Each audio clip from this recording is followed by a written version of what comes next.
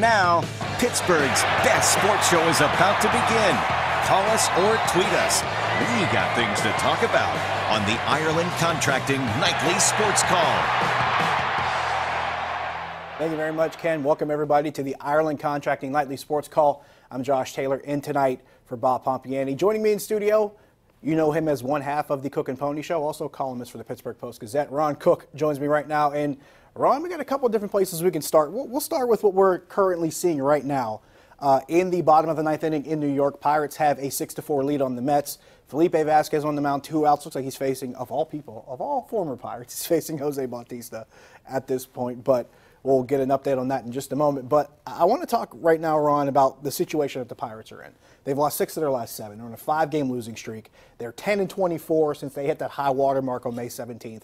There's been a lot of different things to discuss as to how they got to this point or why things are the way they are. But if you can boil it down to maybe 1 or 2 simple things, what are the best explanations for what we're seeing right now? They're not very good. I mean, the pitching isn't good enough. It's young, inexperienced from top to bottom, and the lineup isn't very good. And you got guys underachieving like Josh Bell. Now, he hit a home run tonight, his first one, I believe, in a long time. Over a month. 5th of the season. He had 26 last year. First in over a month. So he struggled. Polanco struggled. Obviously, we know about Sean Rodriguez. Corey Dickerson has done nothing as of late. Looks like they're going to take advantage of the Mets tonight. They're 1 out away from winning. The Mets are even worse than they are. It's hard to believe. They started the year 11-1. Yes. And since then, they're 20-43, about ready to go to 20-44. They're even worse. They're 13-25 now at home if they lose. Worst record in the National League. Give the Pirates credit. They got 6 good innings tonight from Tyone. The bullpen looks like it's going to be just good enough to get it done, but they're not a very good team. They are what they are. They're going to be 4 games below 500 if they win tonight. They're just not very good, in my opinion. Now, with that said, and especially from the pitching aspect, you mentioned it, 6 good innings from Jamison Tyone.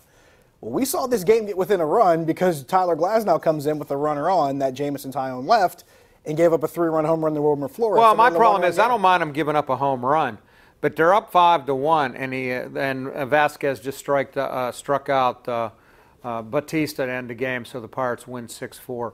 I don't mind them giving up a home run. That happens, but you come in with a 5-run game, a guy on base, and you walk the first guy you face. And then they hit a 3-run home run, so they bring in Brault. He walks the first guy. Then he's 3-0 on Bautista, and his pitch is about a foot outside, and they call it a strike. He ends up coming back and striking out Bautista. They get a double play ball. Had a little luck from the umpire, but they needed a win tonight, and they got it against a really bad Mets team. Now we've discussed this quite a bit as far as what you do moving forward with this team or what happens with the rest of the season. But you're about a month away from the trade deadline, the non-waiver deadline at least. And we had already seen a report from John Morosi that you could see names like Josh Harris and Francisco Cervelli maybe tossed out there as far as trades go. Bunch of them. What do you do right now if you're looking at this a month from now? Well, I don't have to make that decision right now. Let's see. What if they have games against the Mets this week, then San Diego? What if they win 6 or 7 in a row? That was my next everybody question. Gets hot once in a while. I mean, Cincinnati just swept the Cubs and won 7 in a row. Straight. I mean, everybody over the course of the season gets hot. Let's see where they are. But right now, I'm thinking you're looking to move as many guys as you can to try to get something going into next year. I hate to see trade Jordy Mercer because I'm a big fan, but he's going to be a free agent.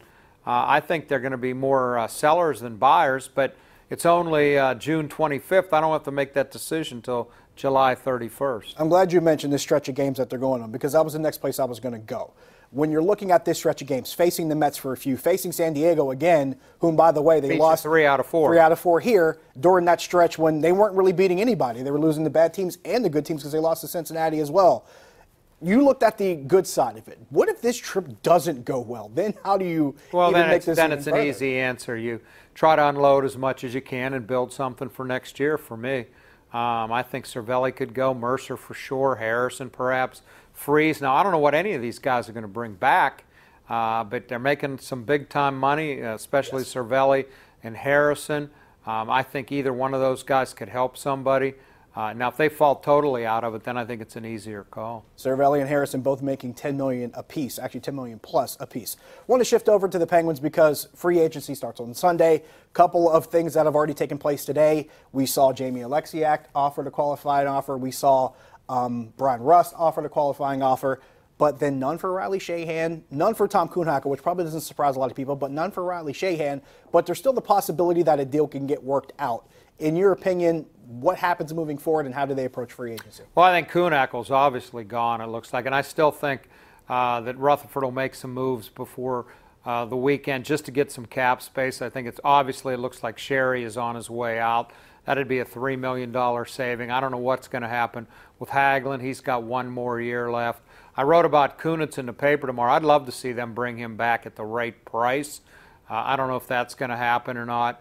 But if Rutherford doesn't make any major moves, I'm okay with it. I like this team coming back. I think if Kessel and Brassard were hurt in the playoffs, they'll be better. I think I buy Rutherford's explanation that they were tired last year, ran out of gas. I think Letang is a big key if he comes back healthy after having a full off season to work out. I think Matt Murray's going to be good, better. I mean, you'd like to add another defenseman, but I like this team, even if they don't do anything, but I still think Rutherford will.